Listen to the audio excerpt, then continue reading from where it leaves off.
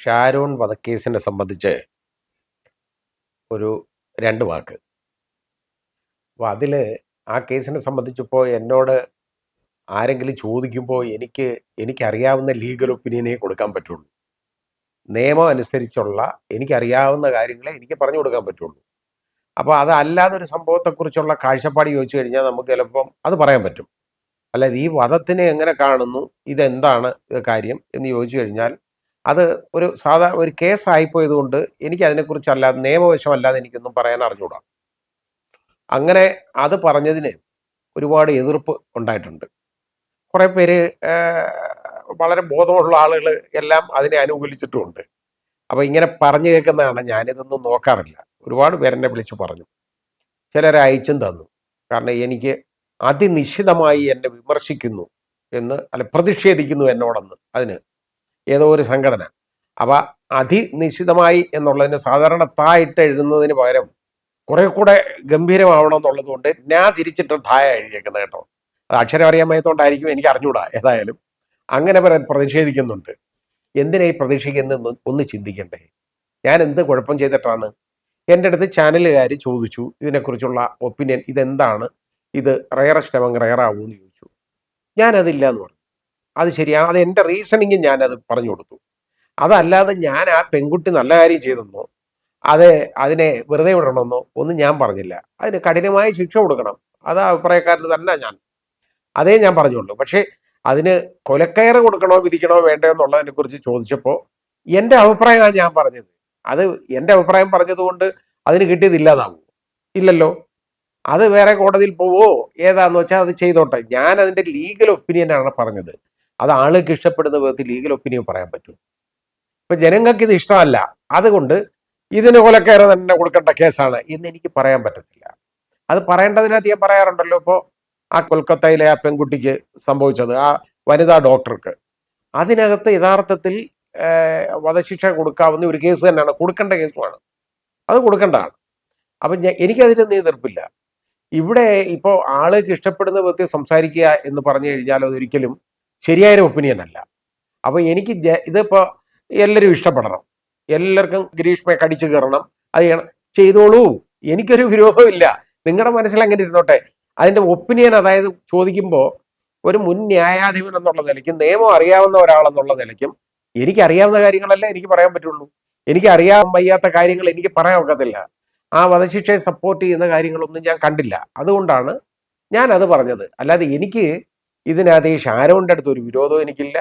ഗ്രീഷ്മയുടെ അടുത്ത് യാതൊരു താല്പര്യമില്ല. ഞാൻ കുട്ടിയെ കണ്ടിട്ടില്ല, ഇനി അതിനെ കാണാനും ഒക്കൊന്നും ഞാൻ വിശ്വസിക്കുന്നില്ല. കാരണം എന്തായാലും അതൊരു 20 വർഷമെങ്കിലും കഴിയാതെ അഥവാ അതിന് ജീവപര്യന്തം ആക്കി കിട്ടിയാൽ പോലും വെളിയിലിറങ്ങത്തില്ല കേട്ടോ. ഓരോരുത്തരെല്ലാം 14 വർഷം കൊണ്ട് 14 വർഷം കൊണ്ട് ഇറങ്ങുന്നതൊക്കെ പറയുന്നത് വിവരക്കേടാണ്.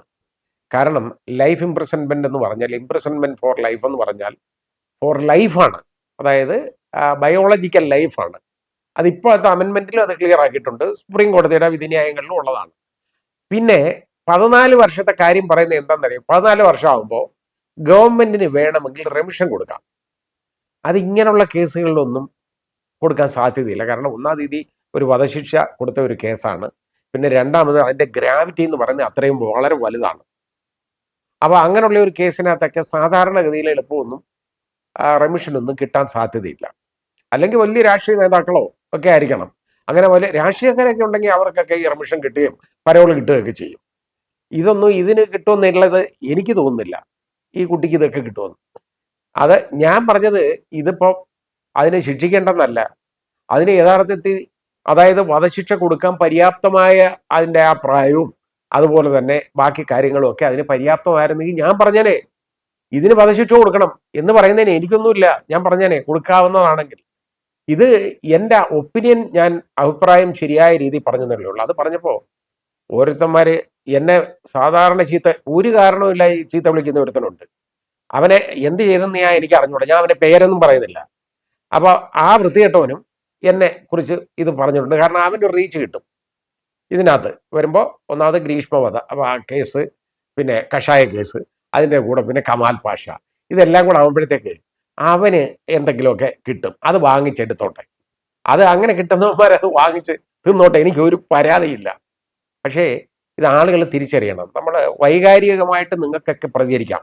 എനിക്ക് വൈകാരികമായിട്ട് പ്രതികരിക്കാൻ ഒക്കത്തില്ല. എനിക്ക് നിയമമേ പറയാൻ പറ്റുള്ളൂ ഇങ്ങനൊരു കാര്യം ചോദിച്ചാൽ. അതല്ലാതെ എൻ്റെ പേഴ്സണലായിട്ടുള്ള ഒപ്പീനിയൻ പറഞ്ഞു കഴിഞ്ഞാൽ അത് വേറെയാണ്. നിയമം പറയുമ്പോൾ ഇത് ഇത് എനിക്ക് ഇങ്ങനെ പറയാൻ ഒക്കുള്ളൂ. അത് എനിക്കറിയാവുന്ന നിയമമേ എനിക്ക് പറയാൻ പറ്റുള്ളൂ. എനിക്ക് അറിയാൻ വയ്യാത്ത ഒരു കാര്യം എനിക്ക് പറഞ്ഞു തരാൻ പറ്റത്തില്ല. പിന്നെ എല്ലാവർക്കും ഇത് ഇഷ്ടപ്പെടണം എന്ന് പറഞ്ഞു കഴിഞ്ഞാൽ ഒരു നിവൃത്തിയില്ല.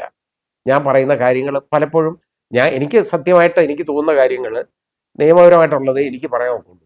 അത് ചിലപ്പോൾ ആൾക്ക് ഇഷ്ടം വരുമായിരിക്കും, ഇഷ്ടം വരത്തില്ലായിരിക്കും. I don't care. അതിനകത്ത് എനിക്കത് പ്രശ്നമുള്ളതല്ല. ഞാൻ ഇത്രയും പോലും പറഞ്ഞതിൻ്റെ കാരണം സാധാരണ ജനങ്ങൾ മനസ്സിലാക്കുന്നതാണ്. ഇതുവരെ എനിക്ക് ഈ കമാൽ പാഷ ഇഷ്ടമായിരുന്നു, ഇപ്പം വലിയ ഇഷ്ടമല്ല എന്ന് പറഞ്ഞാൽ ഓരോരുത്തരെ അങ്ങനെ പറയുമ്പോൾ അവർ ചിന്തിക്കേണ്ട ഒരു കാര്യമുണ്ട്. നിയമപരമായ ഒരു കാര്യം ഞാൻ ഈ പറഞ്ഞു, ബാക്കിയൊക്കെ ഞാൻ സാമൂഹ്യ പ്രശ്നങ്ങൾ വേറെ പറഞ്ഞു കഴിഞ്ഞാൽ നിങ്ങൾക്കത് പറയാം. കാരണം ഞാൻ അത്രയും സമൂഹത്തിനെതിരായിട്ട് സംസാരിക്കുകയാണെങ്കിൽ ഇത് ഞാനതൊന്നും അല്ല സംസാരിച്ചത്.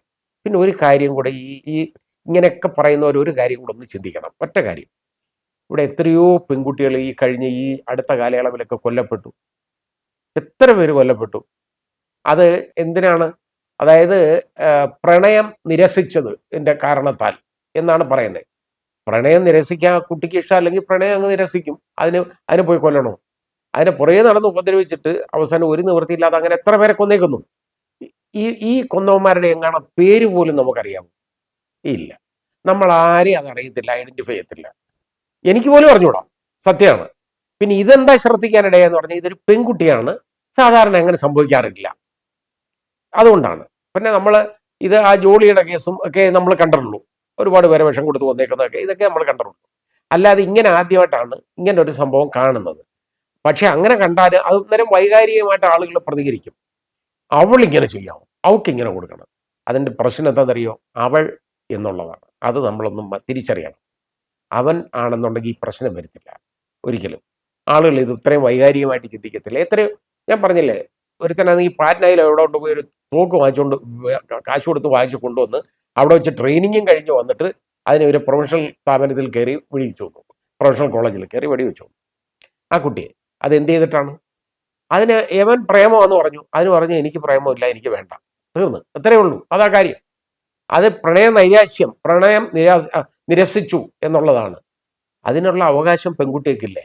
നമ്മൾ ചിന്തിക്കണം പലപ്പോഴും. ഇത് വേറെ കാര്യമാണ്. അത് തമ്മിൽ ബന്ധമൊക്കെ ഉണ്ടായിരുന്നു. അത് ഈ കേസിനെ സംബന്ധിച്ചല്ല ഞാൻ പറഞ്ഞത്. ഇതിനകത്തൊരു പിക്യുലർ ഫാക്ട്സ് ഉള്ളതാണ്. പക്ഷേ ഞാൻ പറഞ്ഞത് നിയമം, അതായത് എന്തൊക്കെ ഞാൻ സുപ്രീം കോടതി വിധികളുടെ വെളിച്ചത്തിലും എൻ്റെ അനുഭവ പരിചയത്തിൽ എൻ്റെ വെളിച്ചത്തിലുമാണ് ഞാൻ സംസാരിച്ചിട്ടുള്ളത്. നിയമമാണ്. അല്ല ഞാൻ ഗ്രീഷ്മയെ ഞാൻ സഹായിക്കുകയോ അല്ലെ ഗ്രീഷ്മയ്ക്ക് അനുകൂലമായിട്ട് പറയുമോ? ഒരിക്കലും ഞാൻ പെൺകുട്ടിക്ക് അനുകൂലം പറയത്തില്ല. കാരണം അത് ഒട്ടും പറയാൻ പറ്റാത്ത ഒരു കാര്യമാണ്. അത് നമുക്ക് വളരെ എതിരായിട്ടുള്ള കാര്യമാണ്. എൻ്റെ താല്പര്യങ്ങൾക്കെല്ലാം എതിരാണ്. പിന്നെ ഞാൻ പറയാൻ പറ്റത്തില്ല. അപ്പോൾ അതുകൊണ്ട് ഞാൻ പറഞ്ഞത്, ഇതിനെ കുറിച്ച് നിങ്ങൾ പറയുമ്പോൾ, കുറ്റം പറയുമ്പോൾ നിങ്ങളൊന്ന് ചിന്തിക്കണം. എനിക്ക് നിയമമേ പറയാൻ പറ്റുള്ളൂ. ഇനി ആയാലും ഞാൻ ഓരോ പ്രശ്നങ്ങളിൽ പറഞ്ഞാലും നിയമപരമായിട്ട് സംസാരിക്കേണ്ടതായിട്ട് വന്നാൽ ഞാൻ അതേ സംസാരിക്കുള്ളൂ. അല്ലാതെ വൈകാരികമായിട്ട് എനിക്കത് പ്രതികരിക്കാൻ ഒക്കത്തില്ല. വൈകാരികമായിട്ട് ഒരുപാട് പേർക്ക് പറയാം, പ്രണയം വഞ്ചിച്ച് കൊന്നു, ഇതൊക്കെ അതെല്ലാം കാണും അതിനകത്ത്. ഇല്ലെന്നൊന്നും ഞാൻ പറഞ്ഞില്ല. അതിൻ്റെ ബാക്കി കാര്യങ്ങളൊന്നും ഞാൻ പറഞ്ഞില്ല. പിന്നെ ഒരാൾ പറയുന്നത് കേട്ടോ, ആ ജഡ്ജ്മെൻറ്റിൻ്റെ വായിച്ചിട്ടേ ഇല്ല ഞാനെന്ന്. അത് ജഡ്ജ്മെൻറ്റ് മുഴുവൻ ഞാൻ വായിച്ചു കേട്ടോ, ഞാൻ വായിച്ചിട്ടുണ്ട്. അതിനെക്കുറിച്ച് ഞാൻ ഒരേ അഭിപ്രായവും പറയത്തില്ല ജഡ്ജ്മെൻറ്റിനെ കുറിച്ച്. കാരണം അത് അപ്പീൽ കിടക്കേണ്ട മാറ്ററാണ്. അപ്പോൾ അതിനകത്തൊരു തീരുമാനം വരേണ്ടതാണ്. ഞാനൊന്നും പറയത്തില്ല. ഈ കേസിലെ ഫാക്ട്സ് ഇങ്ങനെ പറഞ്ഞിട്ട് ഈ ഇങ്ങനെയുള്ള കേസിനകത്ത് എന്ത് ആണ് എന്ന് ചോദിച്ചു കഴിഞ്ഞാലുള്ള അഭിപ്രായം എനിക്ക് പറയാൻ ഒക്കുള്ളൂ. ആ ജഡ്ജ്മെൻറ്റിൻ്റെ ശരി തെറ്റുകളൊന്നും തന്നെ ഞാൻ പറയത്തില്ല. അതിൻ്റെ ആവശ്യം എനിക്കില്ല. അപ്പോൾ എല്ലാവരും ഇതൊന്ന് തിരിച്ചറിയുക. അതിനുവേണ്ടി പറഞ്ഞെന്നുള്ളേ ഉള്ളൂ. പറയണമെന്ന് വിചാരിച്ചതല്ല, കളയേണ്ടതാണ്, എന്നാലും പറഞ്ഞെന്നുള്ളേ ഉള്ളൂ.